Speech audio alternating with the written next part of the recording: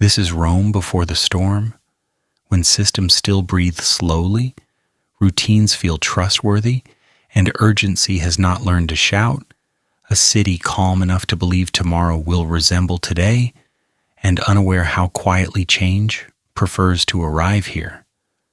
Many listen quietly here, night after night. If this calm travels with you, you may stay. Subscribing keeps this silence alive. Now rest. The city that still expected tomorrow. In the year 300 AD, Rome still expects tomorrow to arrive on time.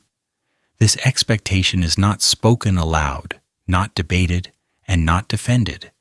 It is simply assumed, the way breathing is assumed, the way sunrise is assumed, the way one assumes that water will continue to run downhill.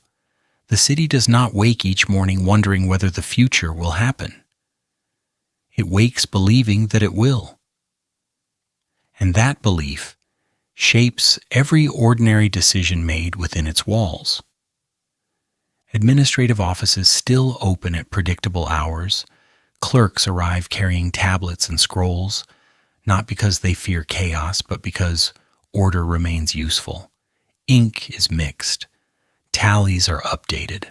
Records are copied and stored with the quiet confidence that someone will need them later.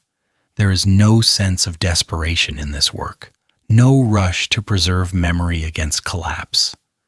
Documentation exists because systems expect to be consulted again. Paperwork assumes relevance. Repairs are carried out with the same assumption. When a section of road cracks, it is patched not as an emergency measure, but as maintenance. Roof tiles are replaced before they fail completely. Aqueduct channels are cleared because water is expected to keep flowing next month, next year, and beyond. No one debates whether these efforts are worthwhile. They are worthwhile because Rome still imagines itself continuing. This confidence is subtle, which makes it easy to miss. Nothing dramatic announces it. There are no speeches proclaiming stability. There is simply a widespread agreement, rarely articulated, that effort invested today will still matter tomorrow. This belief underwrites everything from infrastructure to social habits. People plan not because they are optimistic, but because planning has not yet been proven foolish. Messages still travel reliably. Couriers move along roads that remain maintained enough to justify their use. Instructions sent from one part of the city reach another without excessive delay. Responses return. Decisions assume follow-through. Orders are not treated as symbolic gestures. They are treated as steps in a sequence that will complete itself. Rome still trusts sequence. Late-night history lingers on this trust because it is fragile, though no one here feels that yet. Trust in sequence does not announce its weakening. It erodes quietly, often only noticed once it is gone. In 300 AD, that erosion has not yet become obvious. The city still behaves as though continuity is normal rather than exceptional. Markets reflect this same expectation. Goods arrive regularly enough that vendors plan ahead. Bread ovens operate on schedule. Oil shipments are anticipated rather than feared. Scarcity exists, but it is managed, not catastrophic. People complain about prices, not about the impossibility of obtaining goods at all. Complaints of this kind indicate confidence. They assume that adjustment is possible. The rhythm of daily life reinforces this belief. Shops open because customers are expected. Customers arrive because shops have opened before. Habits repeat themselves without anxiety. Repetition is not comforting because it is familiar. It is comforting because it has not yet failed. Rome still trusts its own habits. Public spaces remain functional. Forums host activity that may feel routine rather than impressive. Law is practiced not as spectacle, but as procedure. Cases are heard, adjourned, continued. Outcomes are imperfect, but expected to carry weight. Authority still believes in its ability to act incrementally rather than dramatically. Incremental action requires faith in time. Even leisure reflects this expectation. People attend baths not as a last indulgence, but as part of normal life. Schedules align, water heats when it is supposed to, conversations repeat familiar concerns. No one treats these moments as precious because they are not yet scarce. Scarcity changes how time is experienced. Rome has not reached that point. There is mild irony here that late-night history cannot ignore. The city is at its most convincing not when it is loud, expanding, or conquering, but when it is quietly maintaining itself. Grandeur has already passed its peak. What remains is function, and function, when it works, rarely feels historical. People still expect institutions to outlast individuals. Careers unfold gradually. Advancement is slow but imaginable. Children are educated not as a hedge against chaos, but as preparation for roles that still exist.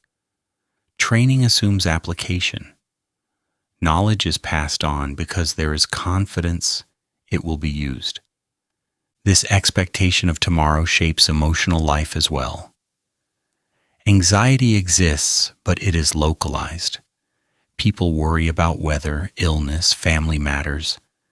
They do not worry broadly about whether the city will continue to support them at all. Systemic anxiety has not yet replaced personal concern. That transition, when it comes, will feel abrupt precisely because it arrives after so much quiet confidence. Rome's infrastructure embodies this belief physically. Roads are repaired not to impress travelers, but because travel is expected to continue. Walls are maintained not in panic, but out of habit. Storage facilities are managed because goods are assumed to arrive again. Nothing here suggests finality.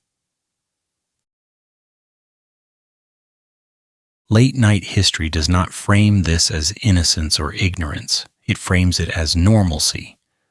Most societies exist in this state for as long as they can. They function on the assumption that tomorrow resembles today closely enough to justify preparation. Rome in 300 AD still inhabits this assumption fully. The humor, if there is any, lies in how completely unremarkable this feels to those living it. Stability does not feel like an achievement. It feels like the background against which life unfolds. Only later, when stability becomes visible by its absence, does anyone realize how much it mattered. For now, Rome still expects tomorrow. It files documents, it repairs roofs, it sends messages, it schedules work, it behaves as though sequence is reliable and time is cooperative. The future is not guaranteed, but it is assumed. And that assumption, quiet and unexamined, is the foundation beneath everything else. In sleep version telling, this expectation settles gently. There is no urgency here, no warning bell, no dramatic foreshadowing, just a city breathing evenly, systems humming softly, and people living inside routines that have not yet taught them to doubt. Rome continues, not because it must prove itself, but because it has not yet learned to imagine stopping. Tonight, this is enough. The city rests inside its own confidence, unaware that confidence itself is temporary. Tomorrow is expected, and because it is expected, life moves forward without strain, without explanation, and without the need to look ahead too far at all. Public baths that still knew their hours. In the year 300 AD, Rome's public baths still know their hours. This knowledge is not symbolic, it is operational. Water is heated according to schedule. Fires are lit early enough to matter. Fuel arrives before it is urgently needed. Labor aligns without discussion, not because coordination is perfect, but because expectation still exists. People do not ask whether the baths will open today. They arrive assuming that they will. Most of the time, they are correct. Bathhouses remain among the most reliable structures in the city's daily rhythm. Doors open. Attendants prepare spaces. Water moves through channels that have been cleared recently enough to behave predictably. Steam gathers where it always has. Floors remain warm beneath bare feet. Nothing here is theatrical. There is no performance of luxury. What exists instead is habit, reinforced by repetition, maintained through cooperation that does not feel fragile yet. People attend the baths not to be seen, but because this is where one goes. Cleanliness is not aspirational, it is routine. Warmth is not indulgence, it is expected. The baths are not destinations. They are pauses built into the day, intervals where the body resets before returning to work, conversation, or rest. Attendance is steady rather than crowded. Familiar faces appear at familiar times. No one is surprised by this consistency. Late-night history pays attention to this because functioning systems rarely leave dramatic traces. When the baths operate as intended, they fade into the background of daily life. No one records that water arrived on time. No one commemorates that fuel was sufficient. Success here is measured by absence. Absence of complaint, absence of disruption, absence of urgency. The coordination required to keep the baths running is considerable, yet it does not announce itself. Water must be sourced and directed. Fires must be maintained. Ash must be removed. Surfaces must be cleaned. Tools must be repaired. Labor must be scheduled. Each of these steps depends on others occurring at roughly the right moment. This interdependence does not feel precarious yet. It feels normal. Normality is the achievement. The baths also function as social equalizers. Without advertising that role, senators and craftsmen may occupy different spaces, but the experience of warmth, steam, and water remains broadly shared. Conversation flows without ceremony. Business may be discussed, but so may weather, family, and nothing at all. The baths do not demand significance. They permit it, if it arrives. There is mild irony here, easily missed.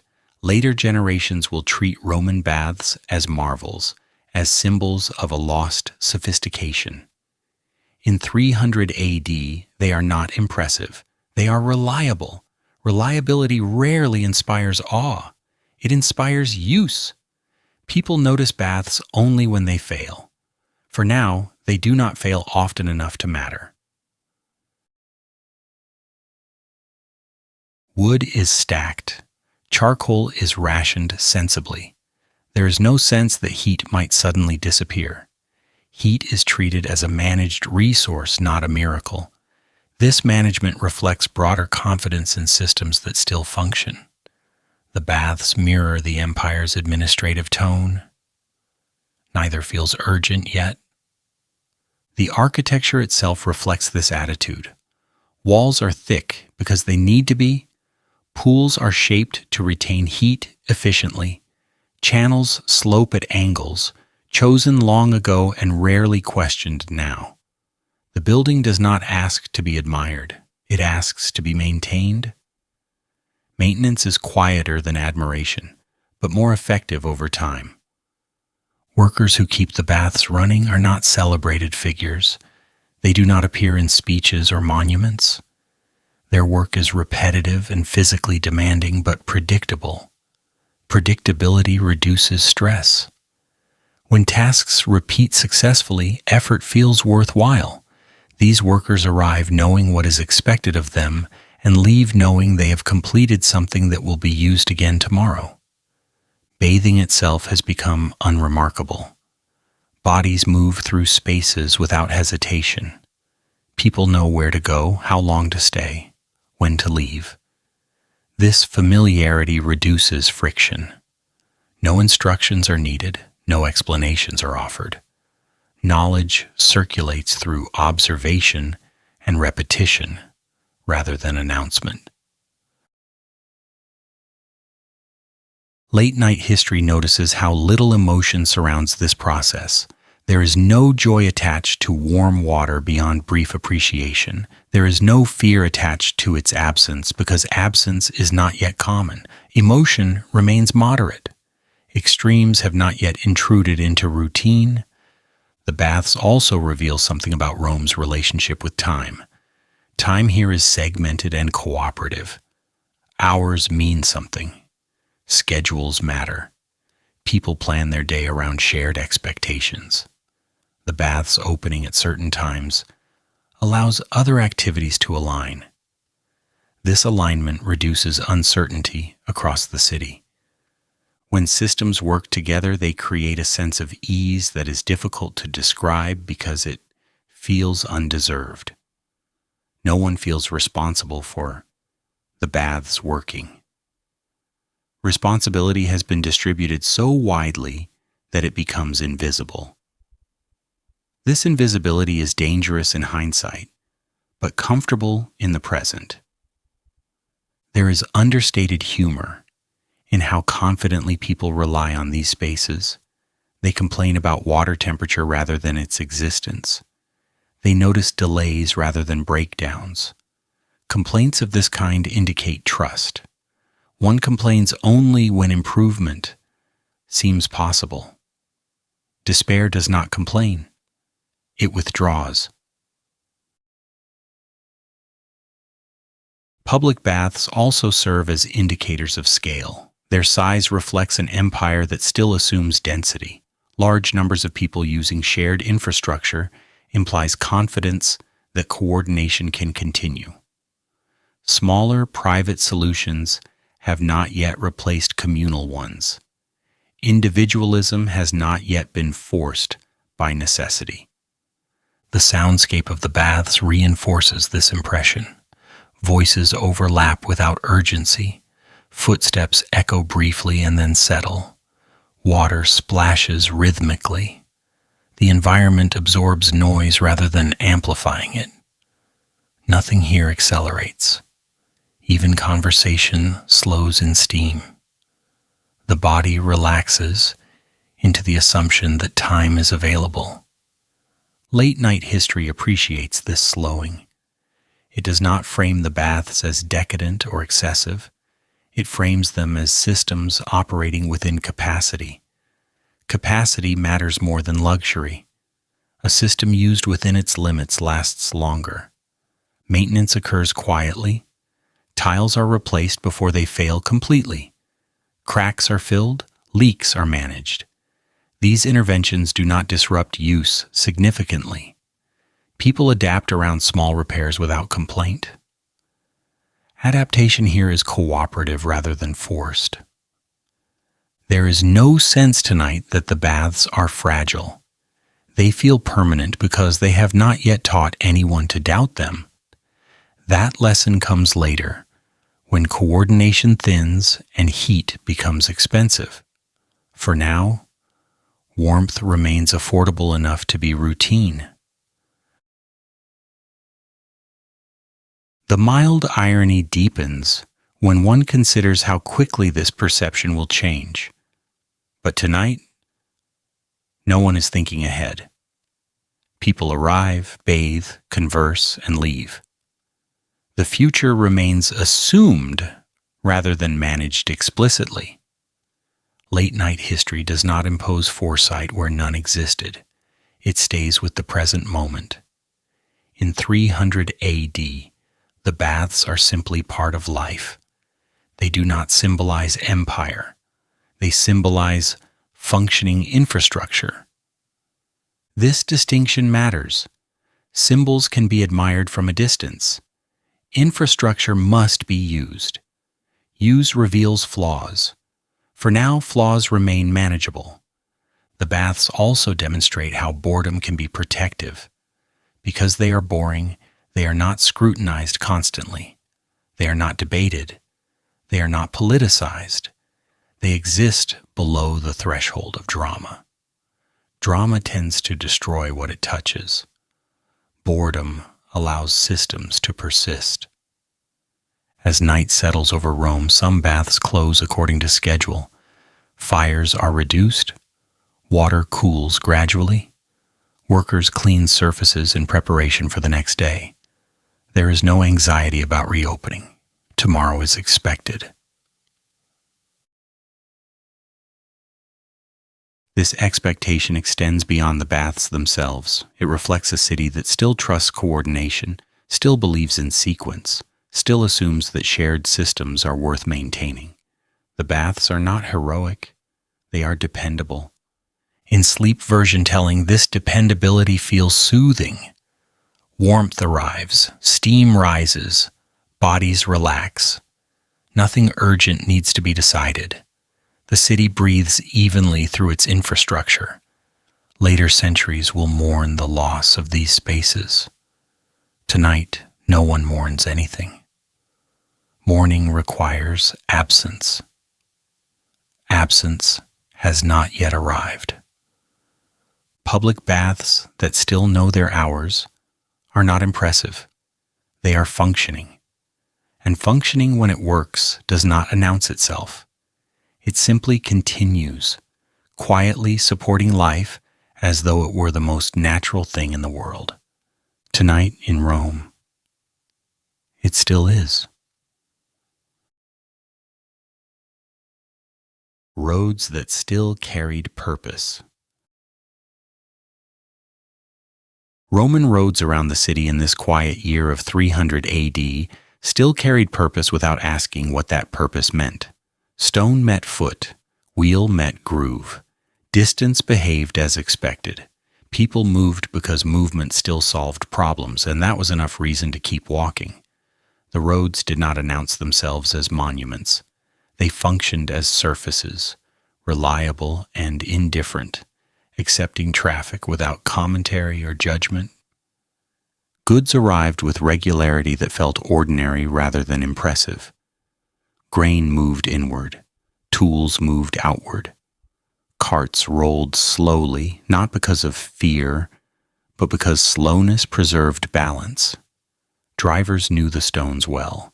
They adjusted instinctively, steering around worn edges and shallow ruts with the confidence of repetition.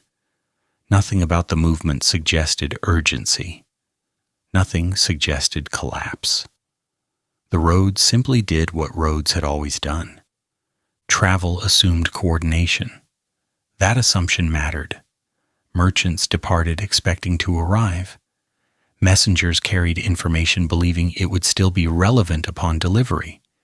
Distance felt manageable, not abstract. A journey implied effort, not risk.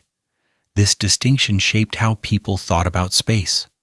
Rome still believed that connection worked. The roads confirmed that belief each day by remaining usable.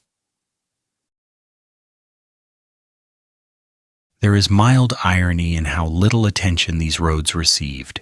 They were engineered to endure, yet they rarely inspired reflection. No one paused to admire the layering of stone or the precision of alignment. Admiration requires surplus attention. The city spent its attention elsewhere. Feet moved forward. Wheels rolled.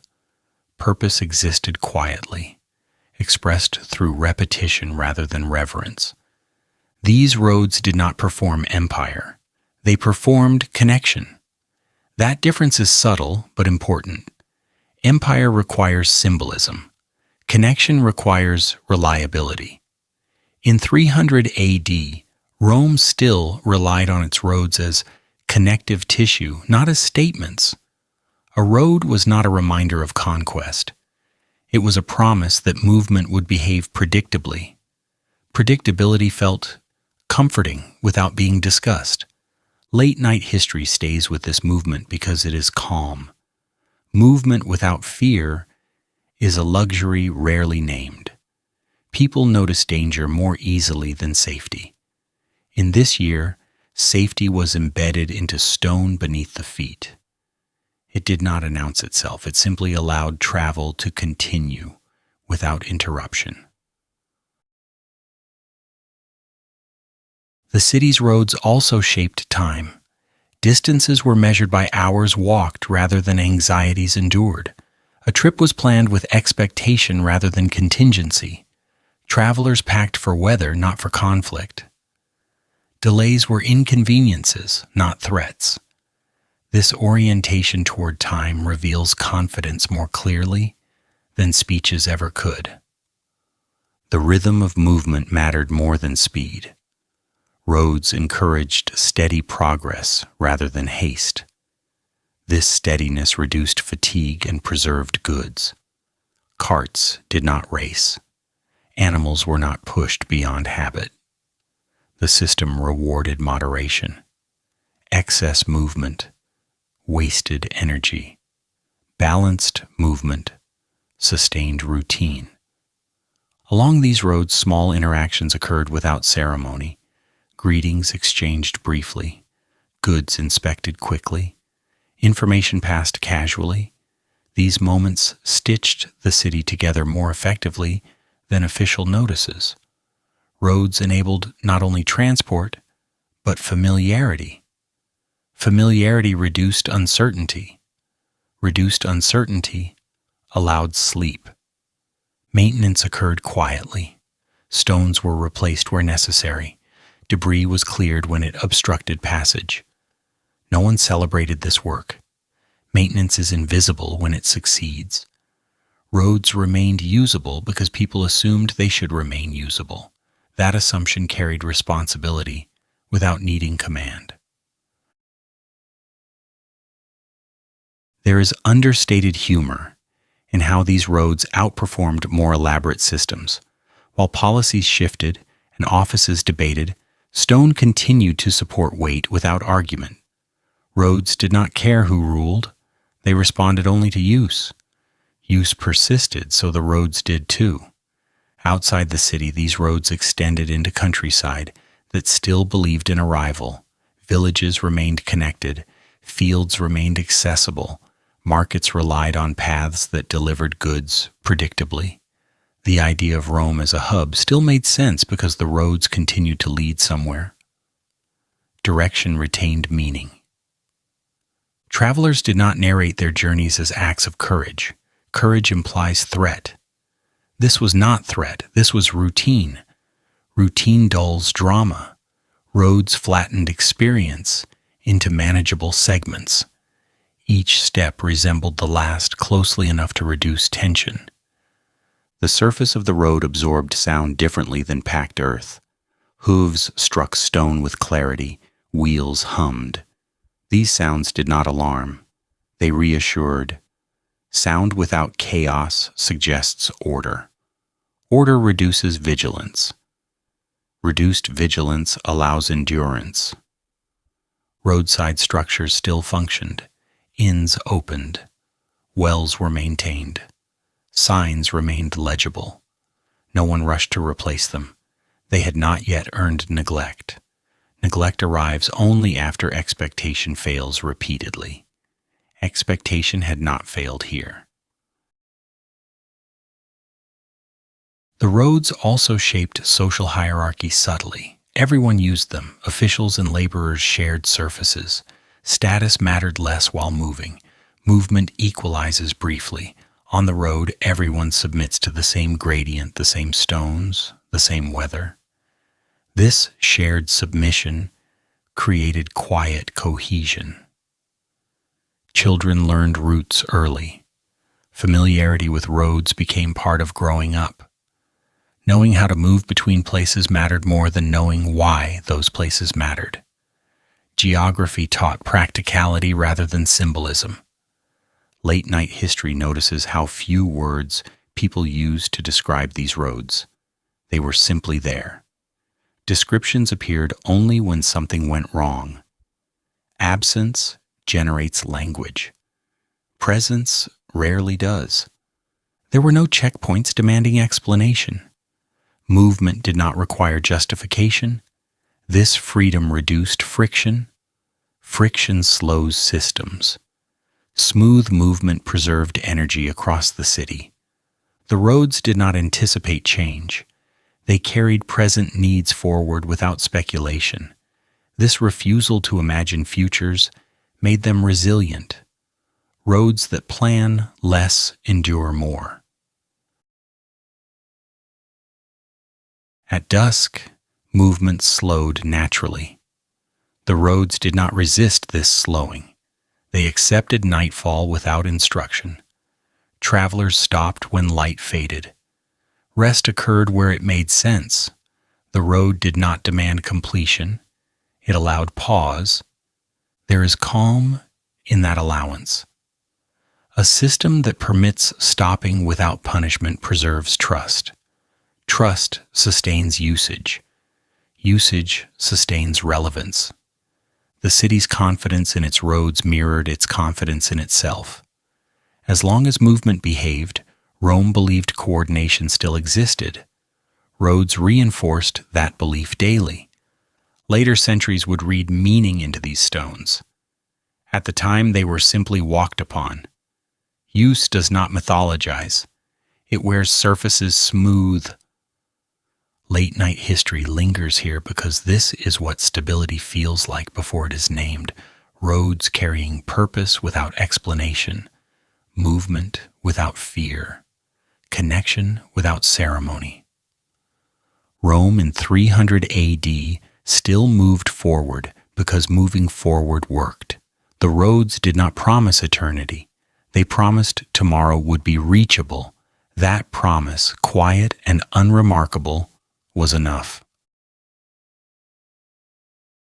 Markets that felt full but not excessive. Markets in Rome. During this quiet year of 300 AD operate at a scale that feels complete without feeling performative. Stalls open early and close when light softens. Bread is available. Oil circulates predictably. Cloth hangs in familiar textures. Tools change hands without ceremony. Nothing about the market announces prosperity, yet nothing suggests lack. People arrive expecting to find what they need, and that expectation is usually met. This consistency matters more than variety, though variety still exists in modest form. The market does not overwhelm the senses. Sound remains contained. Voices remain conversational rather than competitive. Sellers do not shout to prove presence. Buyers do not rush to secure advantage. Exchange moves steadily, governed by habit rather than impulse. This calm does not come from regulation alone. It comes from trust that availability will persist tomorrow much as it did today. Bread appears in multiple forms without extravagance. Loaves differ slightly in size and texture. Some are darker, some lighter. None demand commentary. Oil sits in familiar vessels. It pours as expected. Cloth is folded rather than displayed dramatically. Tools rest where hands can reach them easily. Everything is positioned for use rather than admiration. Trust is embedded in the rhythm of the market. Sellers recognize buyers. Buyers recognize sellers. Names are remembered without effort. Credit is extended cautiously but confidently. Transactions rely less on inspection and more on familiarity. This familiarity reduces friction. Reduced friction preserves energy. The market does not require vigilance to function smoothly. There is mild irony in how unremarkable this fullness feels. Later generations will remember such markets as symbols of abundance, but in this moment they feel ordinary. Choice exists, but it does not distract. People select what fits routine rather than what signals status. Consumption follows need rather than ambition. This balance creates an atmosphere that feels stable without being indulgent. Goods circulate rather than accumulate. Storage occurs, but hoarding feels unnecessary. Replacement is assumed to be possible. That assumption shapes behavior quietly. People buy enough, not more. Enough is a powerful concept when it remains believable. The market supports this belief by meeting expectations consistently. Commerce does not need to shout because it is not anxious. Anxiety demands display. Confidence allows quiet exchange. In Rome of 300 AD, confidence still exists in the background. It is not discussed openly. It is felt through the absence of urgency. Stalls occupy familiar positions. Layout changes little over time. Navigation becomes instinctive. People move through the space without hesitation. This ease of movement reduces tension. Markets become places of routine rather than decision-making. Decisions occur, but they are small and repetitive. Prices fluctuate within narrow ranges. Variability exists, but it does not destabilize. People accept small changes without complaint. Complaints emerge only when expectations are violated. Expectations here remain modest and are rarely disappointed. The market also serves as a social anchor. Conversations occur between transactions. News travels without pressure. Information spreads casually. No one gathers crowds deliberately. Information does not compete with goods. It moves alongside them quietly. There is understated humor in how efficiency appears boring. The market works so well that it rarely draws attention. Nothing breaks. Nothing surprises.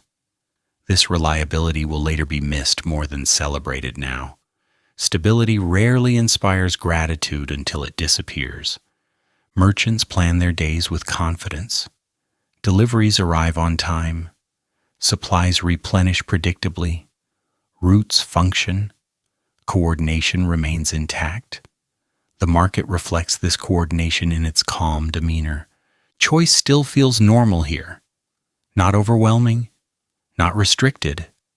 Normality is a fragile condition that feels permanent while it lasts.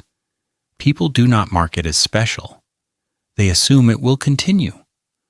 Late-night history stays with this scene because it reveals balance before contraction. The market does not signal decline or expansion.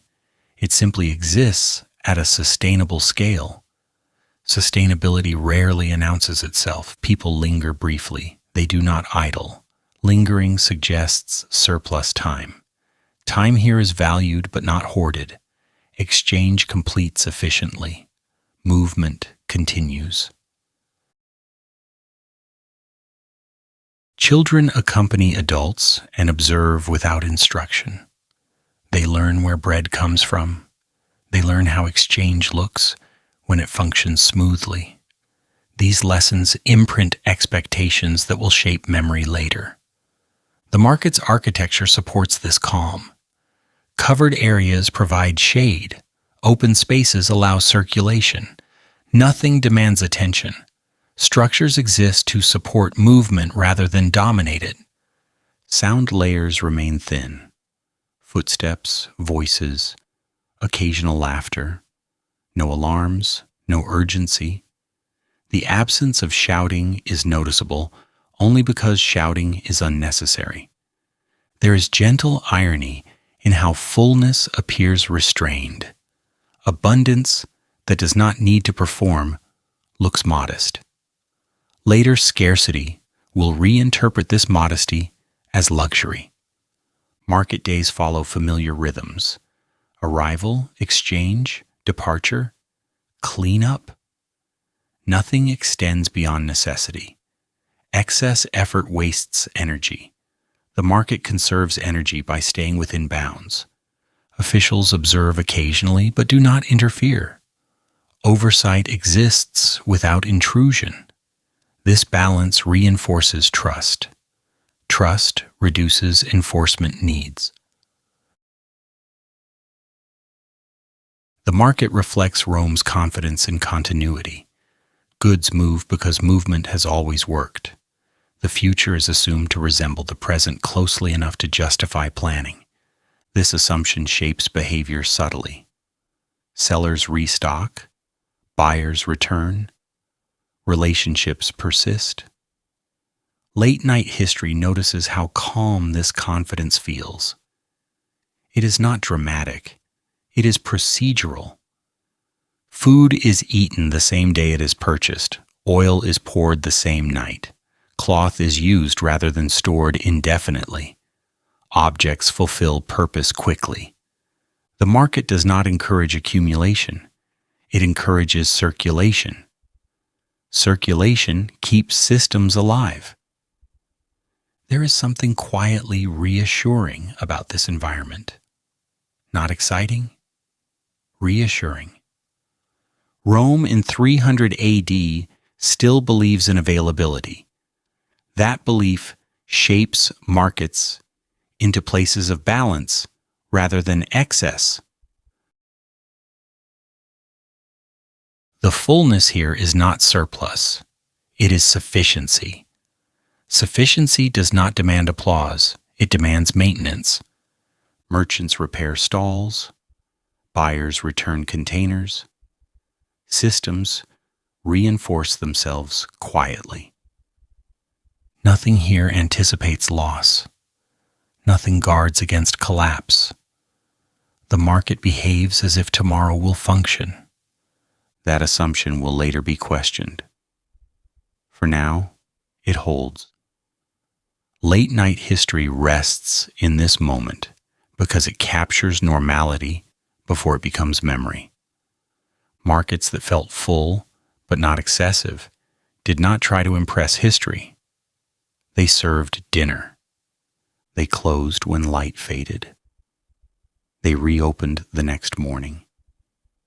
And in that repetition, Rome maintained balance without realizing how rare that balance truly was. Housing that still expected maintenance.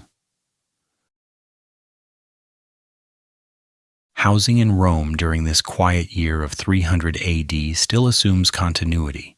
Buildings are not treated as temporary shells or as assets waiting to be abandoned.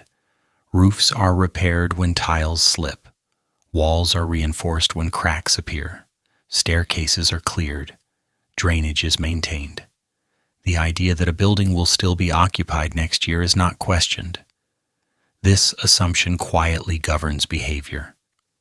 Maintenance is not framed as optimism. It is framed as routine responsibility carried out without commentary or pride. Apartments expect residents to remain. Leases are informal but understood. Rooms are adjusted gradually rather than replaced. Wood is patched. Stone is reinforced. Small improvements accumulate without ceremony. No one renovates with urgency. No one delays repair, assuming collapse is imminent. The city's housing stock exists inside an unspoken agreement that tomorrow will resemble today closely enough to justify effort. This belief does not announce itself. It simply operates. Large structures still make sense because enough people exist to care for them. Multi-story buildings remain occupied.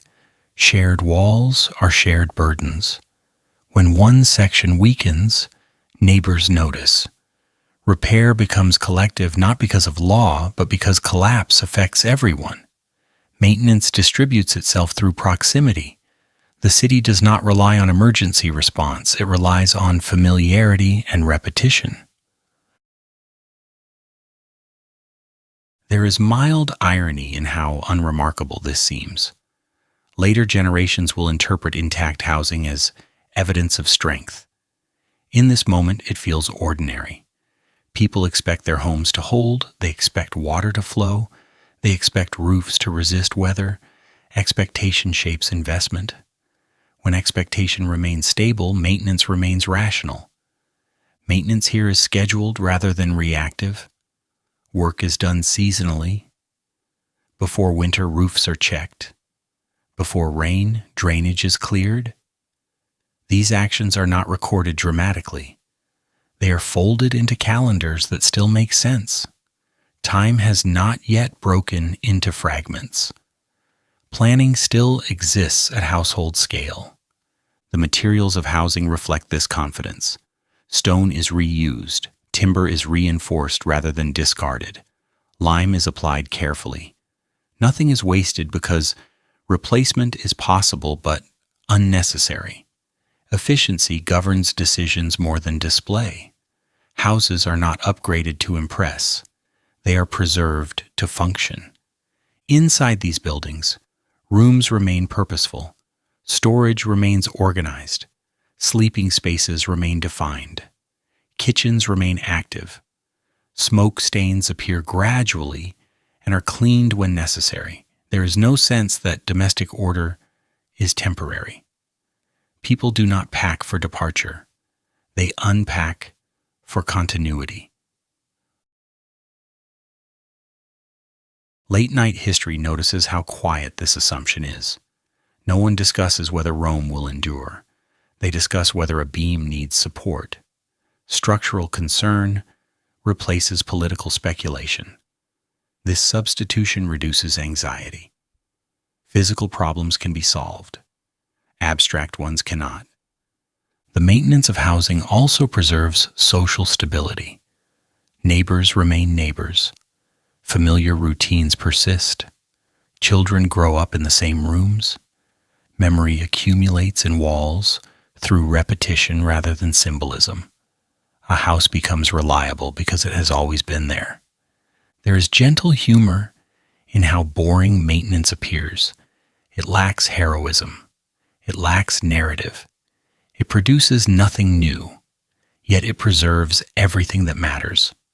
Rome continues, not because it expands, but because it maintains. Housing assumes occupation long enough to justify care.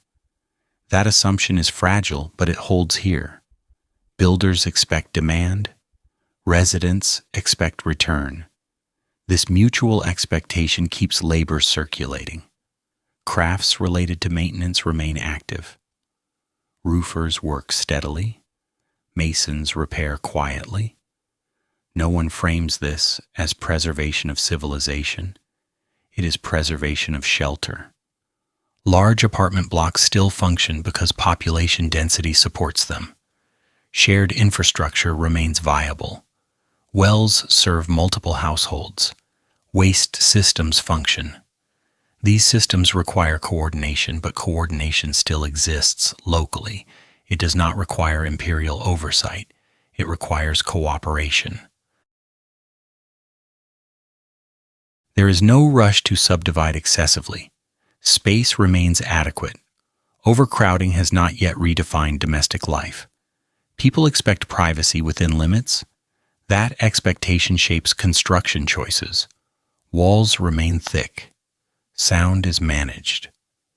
At night, housing reveals its success. Lamps burn steadily. Wind is blocked. Rain is contained. Sleep arrives without structural anxiety. This is important. People sleep better when they trust their roofs. Trust in shelter supports trust in routine. Late-night history lingers here because maintenance later becomes invisible. When collapse arrives, repair stops being assumed. Here, it still belongs to daily life. Maintenance has not yet been politicized. It has not yet become nostalgia. The city's housing does not perform grandeur. It performs stability. That stability feels unremarkable to those living inside it. They assume it will continue. That assumption quietly shapes everything. There is no collective discussion about abandonment. That idea does not structure decisions. Buildings are not evaluated for salvage. They are evaluated for repair. This difference matters. Repair implies future use. Salvage implies departure. Rome still chooses repair. Maintenance also disciplines behavior. People avoid damage because repair costs effort. Care emerges naturally. Doors are closed carefully. Floors are swept. Water is conserved. These actions are habitual, not moralized. Over time, maintenance becomes memory. People remember which beams were reinforced, which walls were patched. Knowledge passes informally. This creates continuity across years without documentation. The city does not feel temporary yet. That feeling will come later. For now, housing anchors life in place. Anchors reduce drift. Drift destabilizes systems. Rome remains stable, partly because its houses expect to be lived in. Late-night history finds comfort here. A city still repairing itself does not imagine disappearance. It imagines next winter, next rain, next repair. Housing that still expects maintenance belongs to a world where continuity feels reasonable. It is not guaranteed. It is assumed. An assumption, when shared, becomes reality. The roofs hold, the walls stand. People sleep inside them without thinking historically. That is how maintenance works best. Rome in 300 AD does not celebrate its housing. It relies on it. Reliance is quieter than pride. And in that quiet reliance, the city continues to exist without needing to explain why it still expects to be there tomorrow. Work that still pointed forward. Work in Rome during this quiet year of 300 AD still carries an assumption that effort will matter beyond the present day. Labor does not yet circle endlessly around mere survival. It moves forward. Craftspeople refine techniques not because they must, but because refinement still feels reasonable. Builders construct with durability in mind, expecting walls to remain standing long enough to justify careful alignment and solid mortar. Agriculture plans for surplus rather than scarcity. And this planning quietly shapes the rhythm of the city without needing explanation. Work still believes in return. Effort assumes reward later. A repaired tool is expected to last. A planted field is expected to yield more than seed. A learned skill is expected to improve the next task. This expectation does not announce itself as optimism. It exists as habit embedded in motion. People work steadily because the future still feels reachable enough to invest in. That belief shapes morale without speeches or slogans. Craft labor reflects this orientation clearly. Artisans take time with detail. Potters refine forms. Metalworkers improve joints. Carpenters smooth edges that do not strictly need smoothing. These choices are inefficient if collapse is assumed. They make sense only when tomorrow is expected to arrive intact. Rome still lives inside that expectation. It has not yet learned to rush repairs or abandon refinement. Builders operate similarly. Construction does not aim merely to hold for a season. Structures are designed to endure. Beams are sized generously. Stone is cut carefully. Load is distributed evenly. No one builds as though abandonment is imminent. Maintenance and construction still belong to the same future-oriented logic. A building is not just for now. It is for later. Agricultural labor remains planned. Farmers do not plant only what they can consume immediately. Fields are organized to produce surplus. Storage is prepared. granaries remain active. The idea of reserve still governs behavior. This is important. Reserve implies confidence. It implies that what is saved will be needed later rather than seized or wasted. There is gentle irony here. Later generations will interpret this as prosperity. In this moment, it feels normal. People expect work to accumulate value. That expectation has not yet been challenged strongly enough to break it. Work schedules still extend beyond the immediate day. Tasks are sequenced. Projects span weeks. Training occurs with the expectation of mastery. Apprenticeship assumes continuation. A person learning a craft expects to use it for years. That assumption quietly sustains institutions without declaring loyalty to empire. Labor relationships also reflect this forward orientation. Payment is delayed sometimes but expected. Credit exists, promises hold. Trust operates because return still feels plausible. Work done today is not viewed as a gamble. It is viewed as contribution to a future that remains legible. Late-night history notices how calm this confidence feels. No one celebrates it. No one protects it explicitly. It simply operates beneath routine. That makes it vulnerable later, but for now, it holds.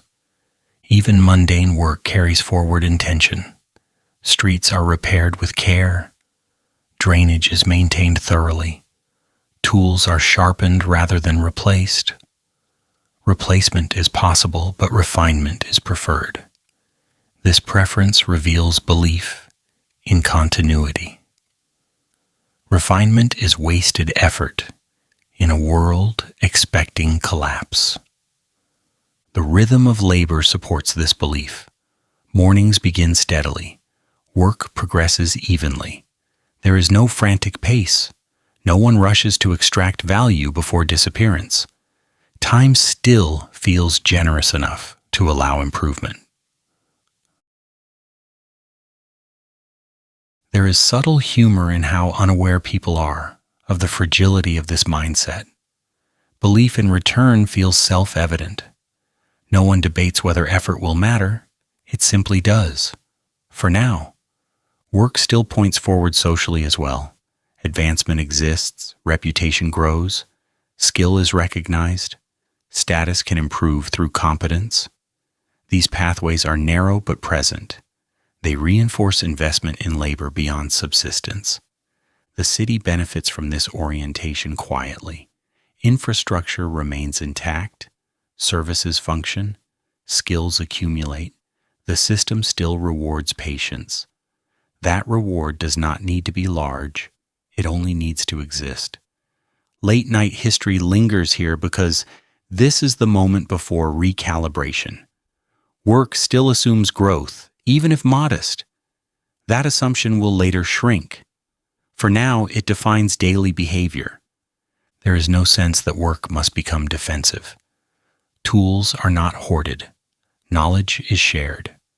Cooperation persists because return is expected collectively. People believe that effort invested in shared systems will come back through stability. Workshops remain open with confidence. Orders are accepted without fear that materials will vanish. Supply chains function well enough to justify specialization. A person can focus on one task because others will handle the rest. This division of labor relies on trust in coordination. That trust still exists. Rome has not yet learned to fragment work into purely local loops. The wider system remains believable. There is calm embedded in this. Work done without anxiety produces steadiness. Steadiness sustains morale more effectively than enthusiasm. Work also structures identity. People define themselves by craft, role, and contribution. This identity depends on continuity. It has not yet been hollowed out by uncertainty. The future is not romanticized. It is assumed. That assumption keeps effort pointed forward without needing ideology. Late-night history notices how ordinary this feels. The absence of fear is quiet. It does not demand attention. It will only be noticed later when it is gone.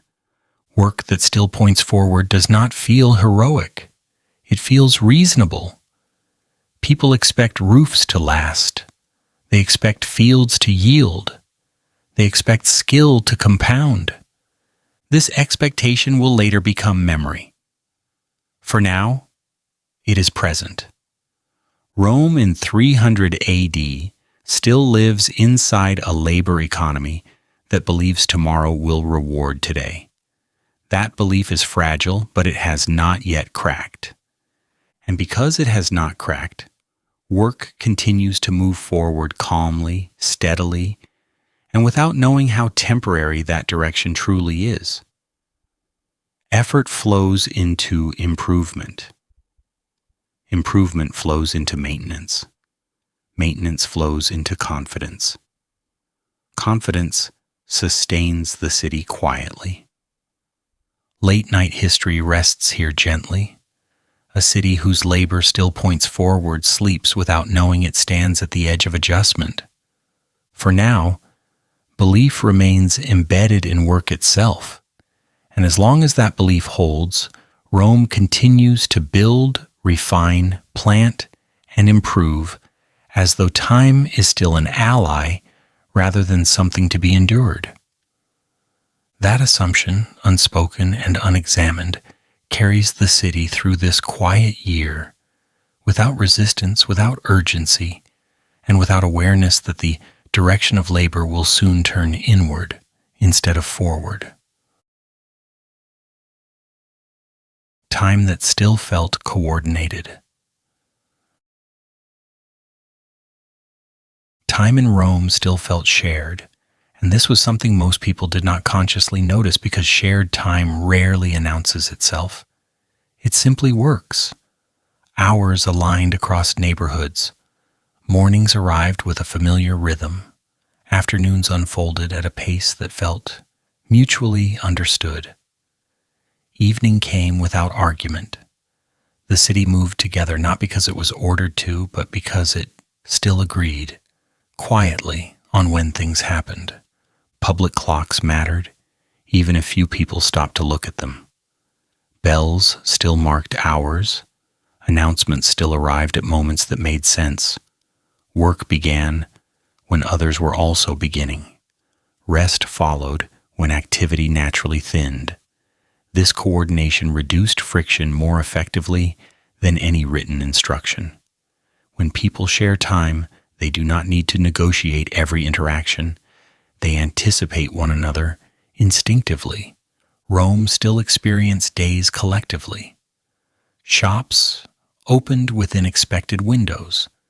Streets filled and emptied with predictable tides. The baths warmed and cooled according to rhythms no one questioned. Travel assumed that others were operating on the same schedule. A journey began with confidence, not because danger was absent, but because time itself felt reliable. Reliability made movement feel safe. This shared rhythm extended beyond commerce. Social life depended on it. Meetings happened because people arrived at roughly the same hour. Conversations ended naturally when the day shifted. No one needed to explain when it was time to leave. The body recognized the moment. That recognition was shared across the city. Festivals existed, but even without them, time felt structured. Celebration was not required for coordination. Routine was enough. Rome did not need constant reminders of unity. Unity was embedded in the way the day unfolded. When time functions smoothly, it becomes invisible. Its invisibility is a sign of health. Work followed this coordination effortlessly. Craftspeople planned tasks knowing when materials would arrive. Builders scheduled labor without confusion. Farmers understood when to plant, when to harvest, and when to rest. Time still pointed forward gently. Tomorrow felt connected to today, not as a promise of greatness, but as a continuation that made effort feel reasonable. This belief in sequence shaped morale without being stated. People worked with the assumption that effort today would matter tomorrow, not because reward was guaranteed, but because the structure of time supported expectation. When time remains aligned, hope does not need to speak loudly. It exists as background confidence. Late-night history lingers here because coordinated time is fragile in ways that are easy to overlook. It does not collapse with noise. It dissolves quietly when synchronization fails. When hours no longer match across communities, anxiety grows without obvious cause. People begin to feel alone in time. Here, that fragmentation has not yet arrived. Rome still moves together tonight. Streets settle gradually. Lamps lower across the city at roughly the same moments. Doors close in sequence rather than abruptly. Sleep spreads without instruction. The city rests not as a command, but as a shared response to fatigue. Rest itself depends on coordinated time. When people sleep together, noise diminishes naturally. When sleep fragments, vigilance increases. Rome still benefits from collective rest. Night arrives as a communal experience rather than an individual negotiation. That matters more than comfort. It preserves energy across the city. Public life still trusts the clock. Messengers depart knowing when gates open. Markets assume arrival and departure windows. Roads remain busy during certain hours and calm during others. No one needs to announce these patterns. They are learned early and reinforced daily. There is gentle irony in how much stability this requires without effort. Rome does not celebrate its coordination. It assumes it. Assumption is the quiet luxury of functioning systems. Only when coordination fails do people begin to name it. Time still connects Rome internally. One neighborhood's morning resembles another's. One household's evening overlaps with the next. This overlap allows cooperation without planning. People help one another because they are awake at the same moments. Shared time creates shared opportunity. Anxiety remains low not because danger is absent, but because sequence still exists. When events follow one another predictably, the mind relaxes. Predictability reduces vigilance. Rome still enjoys this benefit. The city does not yet need to watch itself constantly. Even conflict follows coordinated time. Disputes occur during the day and settle by night. Escalation is limited by fatigue. People grow tired at similar hours. Tired people argue less. This biological coordination stabilizes social interaction more effectively than enforcement ever could. Children grow within this rhythm naturally. They learn when to wake, when to play, when to rest. Their days feel complete rather than scattered. This completeness shapes expectation. A child raised within coordinated time expects continuity without understanding why. That expectation will later be missed more than monuments. The irony is how unremarkable all of this feels. Rome does not feel prosperous because time works. It feels normal. Normality is difficult to describe historically because it lacks drama. Yet it is precisely this normality that makes later disruption feel so sharp. Late-night history notices how silence surrounds coordination. There are no speeches praising punctuality, no inscriptions honoring routine. Time works best when it does not demand recognition. Rome still benefits from this quiet efficiency. As night deepens, the rhythm holds, lamps dim, voices soften, streets empty in sequence rather than panic. Sleep arrives citywide without resistance. This is not the sleep of collapse. It is the sleep of alignment. The belief that tomorrow will arrive on time still holds. Morning is expected, work will resume, roads will fill again. This expectation shapes rest. People sleep because they trust sequence. Trust allows surrender. This trust is fragile, though no one names it. It depends on systems still functioning quietly. Roads still open. Bells still ring. Messengers still arrive. These things require maintenance. Maintenance is happening now without complaint.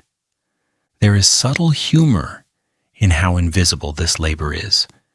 People assume time works because it always has. They do not see the effort required to keep clocks aligned and announcements circulating. Stability hides its costs well. Rome still shares time across class and district. Wealth does not buy extra hours. Poverty does not fracture sequence. Everyone experiences the day similarly enough to feel part of the same city. This shared experience reduces resentment. Resentment thrives when time feels unfairly distributed. The future still feels connected enough to justify planning. Not long-term ambition, but short-term coordination. Tomorrow's tasks align with today's effort. That alignment sustains morale without inspiring dreams. Rome has not yet learned how exhausting uncoordinated time can be. When hours stop matching across communities, effort multiplies. People repeat themselves, miss one another, grow frustrated without knowing why. That future has not arrived. Tonight, Rome still moves together. Time still belongs to the city rather than to individuals alone. That belonging is quiet, almost boring. Boredom here is a sign of health. Late-night history rests easily in this moment because nothing demands attention. The city breathes evenly. Hours pass without tension. Routine carries life forward without explanation. One day, coordination will weaken. Bells will ring less reliably. Schedules will fragment. Anxiety will grow without a clear cause. People will remember this period as calm, without knowing why. For now, time still works. And because it works, no one talks about it. That silence is its greatest achievement. Security that felt implied. Security in Rome around 300 AD did not present itself as a daily concern because it did not need to. It existed as an assumption rather than an argument, embedded in routine rather than enforced through spectacle. People moved through streets with an unspoken confidence that tomorrow would resemble today, closely enough to plan without fear. Doors closed at night, but not hurriedly. Markets opened in the morning without guards drawing attention to themselves. Order felt structural, something built into the environment rather than imposed moment by moment. This sense of security did not announce itself because true stability rarely does. It was present in the way people walked without scanning corners, in how goods were transported without excessive caution, in the casual manner of travel between neighborhoods. Predictability shaped behavior more effectively than threat. When systems function smoothly, individuals internalize their expectations. Rome at this moment relied on that internalization, rather than constant enforcement. Law existed less as an active presence than as a background framework. People knew what was expected without needing to be reminded. Boundaries were understood, Consequences were assumed. This reduced the need for intervention. Security did not depend on dramatic displays of power, but on repetition and familiarity. The city operated as though protection was already in place, which allowed daily life to proceed without anxiety. Public authority did not need to prove itself continually. Officials were visible but not intrusive. Patrols existed, but they did not dominate the streets. Their presence was subtle enough to reassure without unsettling. Security functioned best when it blended into routine. Rome had learned this lesson through centuries of administration. Order that demands attention exhausts both enforcer and subject. Order that feels implied conserves energy. This environment shaped social behavior.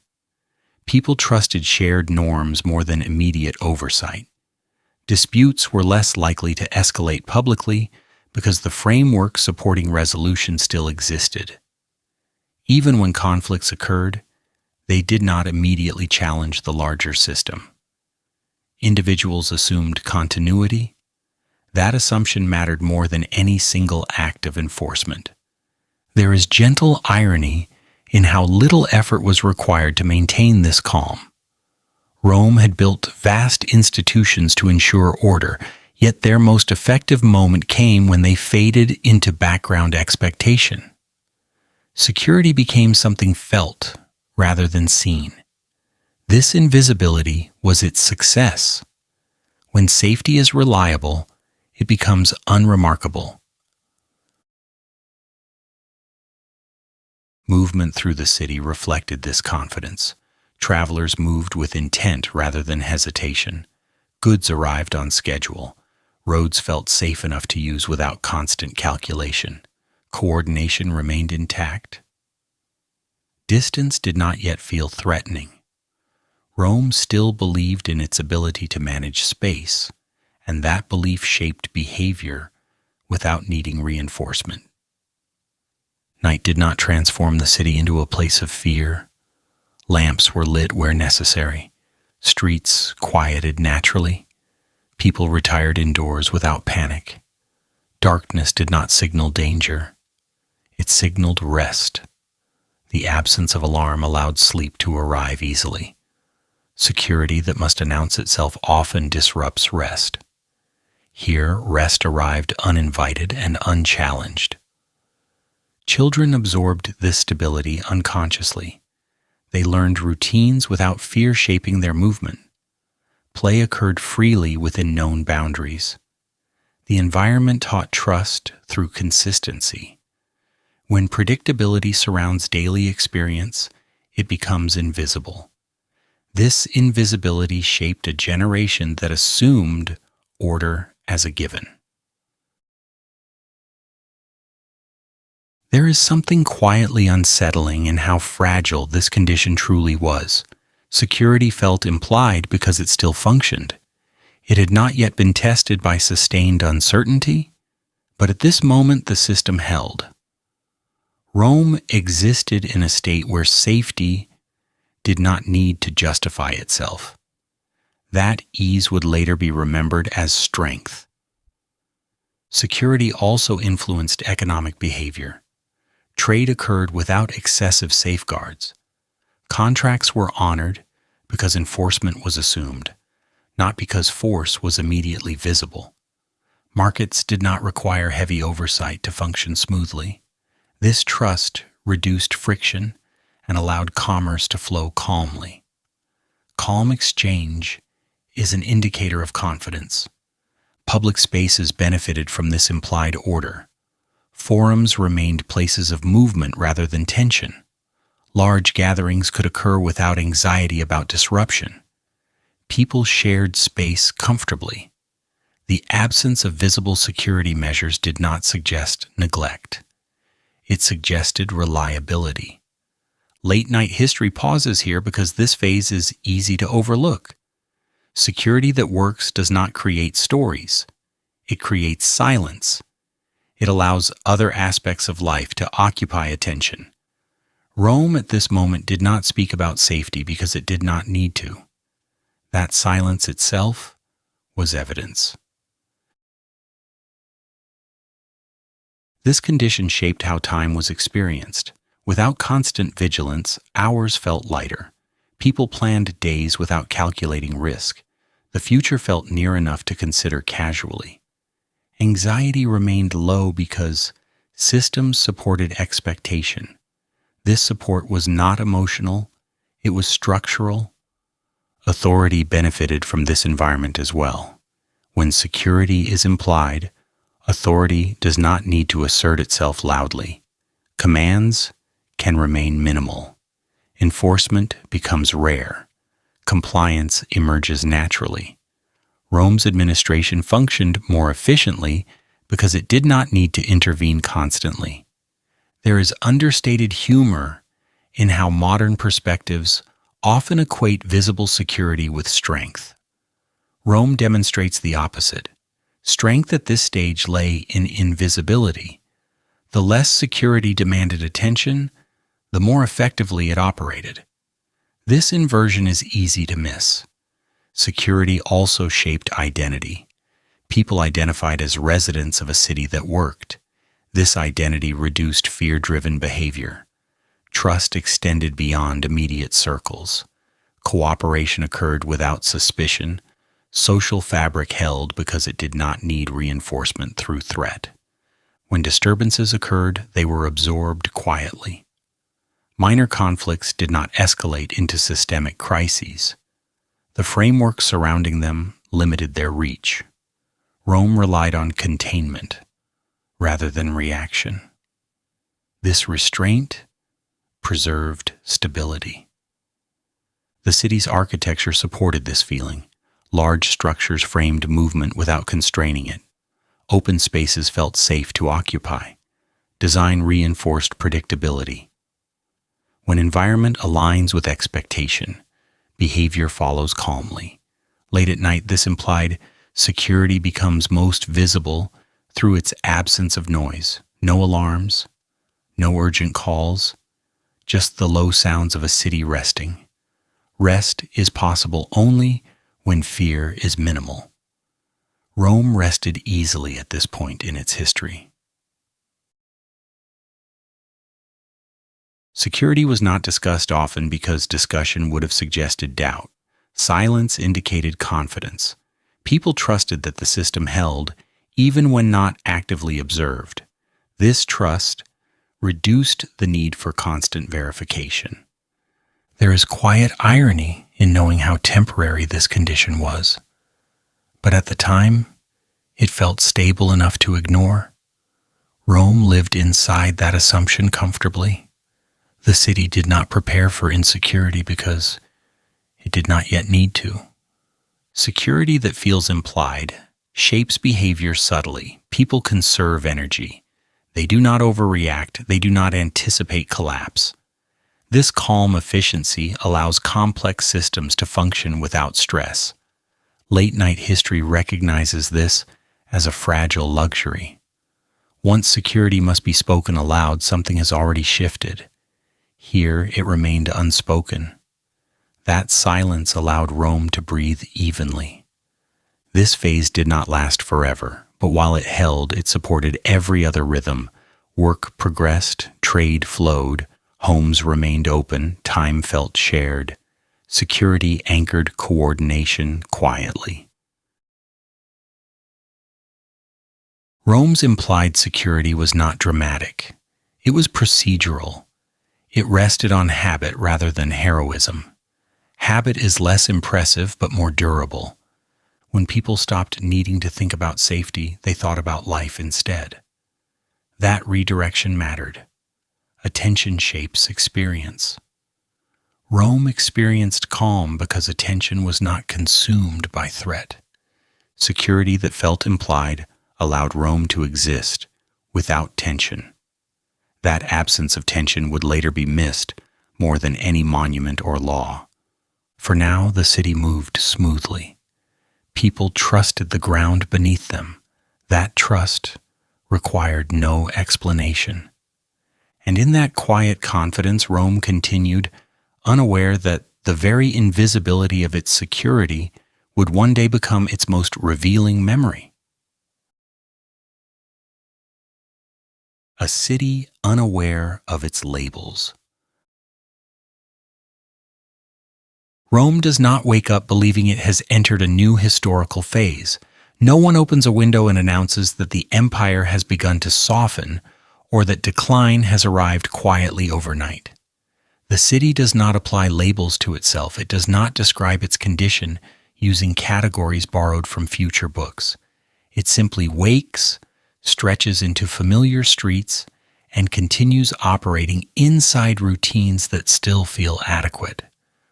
Rome thinks of itself as Rome, nothing more, nothing less, and that simplicity protects it from unnecessary self-examination. The absence of self-awareness is not a failure of intelligence. It is the default state of ordinary life. People live inside systems, not above them. They experience structure as atmosphere rather than concept. A road is a road, not infrastructure. A market is a place to buy bread, not an indicator of economic health. A bathhouse is warm or cold, clean or neglected, not a signifier of imperial stability. Rome does not narrate itself while living. Narration requires distance, and distance is a luxury few inhabitants possess. This lack of labeling creates a peculiar calm. Without names for what is changing, change feels less dramatic. When a service becomes slower, it is treated as inconvenience rather than symptom. When a building goes unrepaired, it is seen as temporary rather than symbolic. The city absorbs irregularity without panic because no one is insisting that irregularity means anything beyond itself. Rome continues because it has not been told to interpret its own condition. Historians later will describe this moment with careful terminology. Late empire, transitional phase, pre-crisis stability, early signs of contraction. None of these phrases exist on the streets. They are not spoken in homes or workshops. The people of Rome are not waiting for a verdict. They are waiting for bread to bake, for water to heat, for daylight to soften the air.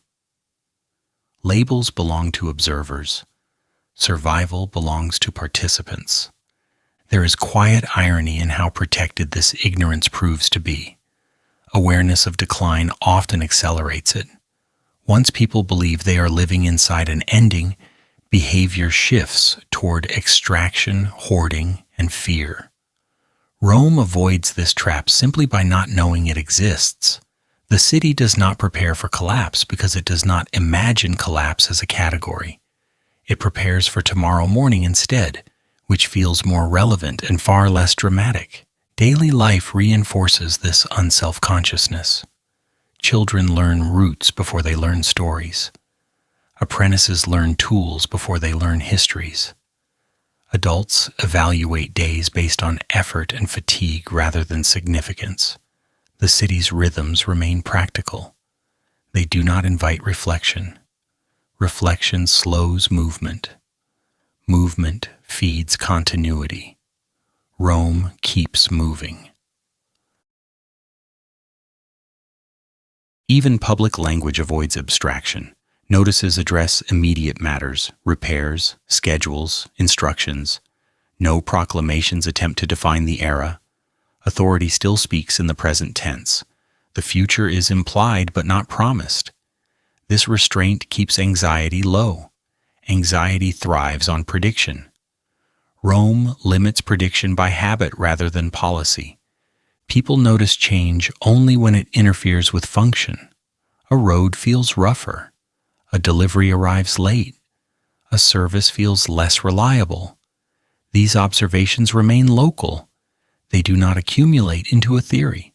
No one assembles a complete picture because no one needs one.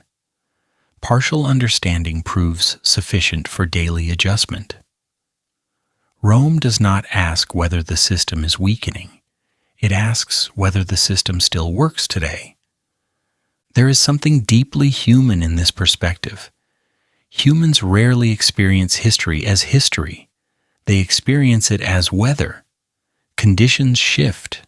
Responses adapt. Memory records fragments, not patterns. Rome's inhabitants respond to conditions without assuming they represent a larger narrative. The city benefits from this modesty. Grand interpretation often invites grand error. The lack of labels also prevents premature mourning. Nothing has been officially lost, so nothing requires grieving. Buildings still stand, offices still operate, markets still function. As long as presence remains, absence does not demand attention. Rome delays grief simply by not naming what might eventually disappear. Delay preserves energy. At night, this unawareness deepens. Lamps illuminate small areas, shadows soften scale. The city feels intimate rather than monumental. In these hours, labels feel especially unnecessary. No one lying down to sleep is thinking about transitional periods. They are thinking about rest. Rest requires no interpretation. There is gentle humor in imagining future scholars, searching desperately for signs that Rome knew what was coming. They will look for anxiety in texts, for fear in architecture, for desperation in routine. What they will mostly find is normality. Normality frustrates prediction. Rome does not perform decline convincingly because it is not trying to perform anything at all. Work continues without existential framing. People do not ask whether their labor contributes to the endurance of empire. They ask whether it solves a problem. This pragmatic orientation removes pressure. Pressure often breaks systems faster than scarcity. Rome avoids pressure by refusing to dramatize its own condition. Social interactions follow the same pattern. Relationships are evaluated through reliability, not symbolism. A neighbor is helpful or not. A supplier is consistent or not. Trust operates at human scale. Empire scale trust has already thinned, but no one names this as loss. They simply shift attention inward. The adjustment feels practical, not philosophical. Children growing up during this period absorb the same perspective. They are not taught that they live at the edge of something. They are taught skills. Stories about the past exist, but they do not dominate imagination. The present supplies enough material to occupy attention. This generational continuity reinforces stability without requiring belief. Late-night history lingers here because this is where misunderstanding often occurs. We expect civilizations to recognize their own turning points. In reality, turning points are usually invisible from inside. Rome does not announce itself as late or early or transitional. It announces breakfast. It announces closing hours. It announces nothing else. The city's inability to label itself becomes a form of resilience. Without labels, there is no script to follow. Without a script, behavior remains flexible. Flexibility absorbs shock better than expectation. Rome remains adaptable because it is not committed to an identity beyond daily function. There is no council debating whether Rome is still Rome. The question never arises. Identity does not require confirmation when it is lived continuously. The city exists. That existence answers all questions it is willing to entertain. As the night deepens, Rome settles into itself without commentary. Windows darken, streets quiet. The city does not reflect on its place in history. It rests, Tomorrow will arrive whether or not it is significant. That assumption keeps life moving forward without anxiety. Rome's greatest advantage in this moment is not strength or wealth or organization. It is unawareness. The city does not know it is being watched by the future. It does not know it will be studied for warning signs, turning points, and missed opportunities. It simply lives. And that quietly is why it lasts as long as it does. The year that felt unremarkable. The year 300 does not feel important to the people living inside it. It does not introduce itself with ceremony or demand attention. No one senses a threshold. No one pauses to acknowledge transition. The calendar turns quietly and life continues with familiar expectations. This is not a year of endings or beginnings. It is a year that behaves normally, and that normality allows it to pass without resistance. People wake, work, eat, and sleep without assigning meaning to the sequence. 300 feels like continuation, not commentary, and that is precisely why it becomes significant later. Nothing dramatic defines this year. There is no single crisis that announces change. The absence of urgency creates comfort. Comfort encourages routine. Routine resists examination. People assume that tomorrow will resemble today closely enough to require no preparation. Stability feels durable because it has not yet been tested visibly. The city does not feel suspended. It feels settled. Roads remain active. Markets feel balanced. Institutions operate without apology. This year offers no reason to imagine that something is slipping, and imagination remains unnecessary when systems still respond. History often hides inside such years. It prefers moments of rupture, but transformation accumulates during calm. Small adjustments settle into habit. Expectations narrow or expand without discussion. Minor delays become accepted rhythms. Services continue functioning just well enough to discourage complaint. The year 300 contains these subtle shifts, but they remain invisible to those experiencing them. Change arrives quietly when nothing insists on attention. Rome continues because nothing demands reevaluation yet. The city does not reflect on its trajectory. It does not ask whether it is growing stronger or weaker. Those questions belong to observers, not participants. People live inside systems that still feel dependable. Dependability discourages analysis. When things work, they are not questioned. When they fail catastrophically, they are remembered. The year 300 avoids both extremes.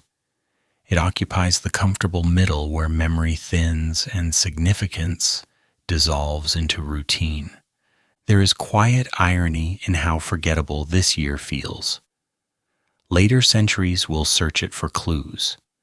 They will scan documents and architecture looking for early signs. They will mark patterns that no one living inside the year noticed consciously. The inhabitants do not miss these signs because they do not know they exist. Awareness requires contrast, and contrast has not arrived yet. The year feels smooth, and smoothness invites sleep rather than scrutiny. Daily life reinforces this sense of unremarkable continuity. Work still assumes return. Maintenance still expects long use. Projects are planned with confidence that they will matter later. That confidence remains unspoken, embedded in behavior rather than language. People repair buildings because buildings are expected to last. They invest effort because effort still promises reward. Nothing suggests that this logic is temporary. The year provides no warning. Time moves predictably. Public schedules align activity. Shared rhythms reduce friction. Festivals occur, but even without them, the city moves together. Coordination still feels natural. This shared sense of time creates reassurance. Anxiety has little space to grow when the day unfolds as expected. The year 300 feels synchronized, and synchronization hides vulnerability effectively. Late-night history rests here because nothing is ending yet. Rest becomes possible when the future does not demand preparation. People do not conserve energy for crisis. They spend it normally. This spending creates the illusion of abundance. Abundance does not need to be defended when it feels routine. The city breathes easily because it has not been told to hold its breath. The unremarkable nature of this year also limits memory. People remember exceptional days. They forget ordinary ones. The year 300 dissolves into a series of similar mornings and evenings. Its lack of distinction ensures that it leaves little trace in personal recollection. Later narratives must reconstruct it artificially, assigning meaning where none was felt. This reconstruction often exaggerates intention where only habit existed. There is gentle humor in how unaware Rome is of its own future reputation. The city does not know it will be studied for precursors and patterns. It does not know this year will be labeled calm before the storm. That phrase belongs to hindsight. From inside the year, calm is simply calm. Storms are hypothetical and therefore ignorable. People invest attention in what exists, not in what might. The year 300 teaches an uncomfortable lesson. Stability does not announce when it will end. Comfort does not provide notice. Systems often fail after long periods of seeming reliability. But those living inside reliability rarely prepare for its absence. Preparation requires suspicion. Suspicion has not yet arrived. The year remains generous with reassurance. At night, this unremarkable quality deepens. Lamps glow steadily. Streets quiet predictably. Sleep arrives without tension. No one lies awake wondering whether the system will hold tomorrow. Holding feels guaranteed because it has always happened before. Repetition creates trust, and trust invites rest. The year passes without legacy. It does not seek recognition. It does not demand interpretation. It simply exists, providing continuity without commentary. This quiet existence allows life to proceed efficiently. The city conserves energy by not narrating itself. When historians later assign importance to this year, they will do so retroactively. They will argue that everything was already changing. They will be correct structurally and wrong experientially. Change existed, but it did not feel like change. It felt like life.